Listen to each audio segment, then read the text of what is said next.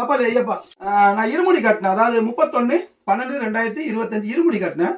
அப்ப பாத்தீங்கன்னாக்கா ஒரு தேங்காய் வந்து பாப்பா லட்சுமி உடம்புல வந்து உடைச்சாரு. இங்கிருந்து நான் இருமுடி கட்டும்போது ஒரு தேங்காய் உடைச்சிட்டு ஒன்று செய்தாரு. அது விஷ்ணுமா தான் செய்தாரு. நம்புறவங்க நம்பிட்டு போங்க. பாப்பா லட்சுமி என்ன பண்ணான்னா ஒரு மாதிரி மந்திரம் சொல்லி அந்த தேங்காய் இருமுடி பையில வச்சாரு. எனக்கே புரியல இந்த முடி இதெல்லாம். நான் அப்புறம் பசங்க வீடியோ காட்டினாங்க எனக்கு.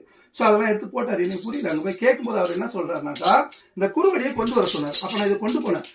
அந்த வீடியோ போட்டு அது ஒரு நண்பர் பக்தர் இல்லை ஒரு மனுஷன் சக மனுஷங்க அவர் ஐடி பேர்ல நான் சொல்ல விரும்பல. அவர் என்ன சொல்றாருன்னா சபரிமலை போறவனுக்கு எதுக்கு குறுவடின்னு கேட்டாரு. சரி, அதுக்கு நான் பதில் சொல்லணும். இந்த விஷயத்த நான் சொல்லலை, எனக்கே தெரியல. அவர் கேட்டதுக்கப்புறம் நானும் சிரிச்சுட்டு தான் போயிட்டு இருந்தேன். புரியல. அதுக்கப்புறம் அங்கே சாமியை கூப்பிட்டு அந்த ஆடியில தியானம் சொல்லுவாங்க. அதில் கேட்கும்போது என்ன சொன்னார்னா ஒரு விஷயம் இருக்கு, நான் செய்கிறேன் நீ போட்டாரு. போனோன்னா 2:45 மணிக்கு எங்களை திறந்து விட்டாங்க. 3 மணிக்கு தான் நட திறப்பாங்க.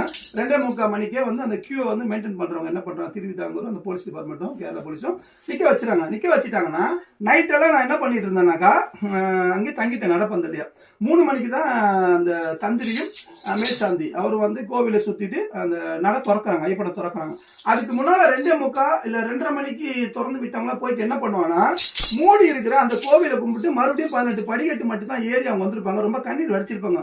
மெயின்டெனன்ஸ்ன்ற பேர்ல ரொம்ப தவறு நடக்குது. திருவிதாங்கூர் தேவசம் ரொம்ப தவறு பண்றாங்க. ஏன்னா ஒரு 48 நாள் ஒருத்தன் இருந்து வரானா அந்த இருமுடிய வந்து 18 படிக்கட்டு ஏறி ஐயப்பனை பார்த்து 2 சொட்டு கண்ணீர் விடதான் வரான். என்ன பண்ணிட்டாங்க, என்னை விட்டுட்டாங்க 2:45 மணிக்கு. நான் போய் ஓரமா நின்று கருப்சாமி சன்னிதானம் பக்கத்துல போலீஸ் வராரு. ஆனா என்ன உண்மையில ஃபாலோ பண்றாங்க. ஏன்னா ஃபுல் அண்ட் ஃபுல் சிசிடிவி என்னை பத்தி நல்லா தெரியும் நினைக்கிறேன். தெரியும், நான் குளிச்சுட்டே போறேன். இது விஷ்ணுவோட தெரியும். ஸோ போலீஸ் வராங்க, போல அணையில் நான் 3 மணிக்கு மேலே போகிறேன். இல்லை போகணும் இப்போ போங்கன்னா சரி நான் அப்படி ஏறி போகிறேன். ஸோ என்ன விஷயம்னா அதுக்கு முன்னால் ஒரு விஷயம் நடந்துச்சு. இந்த குறுவடியை எது கொண்டு போகிறேன்னு ஒருத்தர் கமெண்ட் பண்ணியிருந்தாரு. அவர் ஐடி பேர் மட்டும் நான் சொல்ல விரும்பல, சரிங்களா? நான் மாலை போட்டுருக்கேன், அதனால சொல்ல விரும்பலன்னு நினைக்கிறேன். ஓகேவா? ஒரு வீடியோ போடும்போது வேறு நான் சொல்கிறேன். விஷ்ணுமா வீடியோ போடும்போது ஏன்னா இது என்ன பண்ணாருன்னா அந்த 18 படிக்கட்டு இருக்கு இல்லையா, அந்த முதல் படிக்கட்டில் பார்த்தீங்கன்னா ஓகே அடிச்சார் ஒரு அடி. போலீஸ்லாம் கத்த ஆரம்பிச்சிட்டாங்க. அந்த படிக்கட்டில் எல்லா போலீஸும் கத்த ஆரம்பிச்சிட்டாங்க. இதை என் பசங்க தான் சொன்னாங்க, கூட வந்த பசங்க.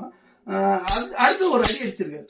அடிச்ச உடனே ஆளை பிடிச்சி தள்ளு அப்படின்னு, அதாவது அவனை பிடிச்சி தள்ளி விட அப்படின்னு மலையாளத்தில் சொன்னான். அப்போ பாப்பா லட்சுமி என்ன சொல்லிடுற, தொட்டுப்பாரு நீ தொட்டுப்பாரு. இப்போ நான் சொல்றேன் இந்த ஆவேசம் சாமி உள்ள வரும் வேற மாதிரி இருக்கும்.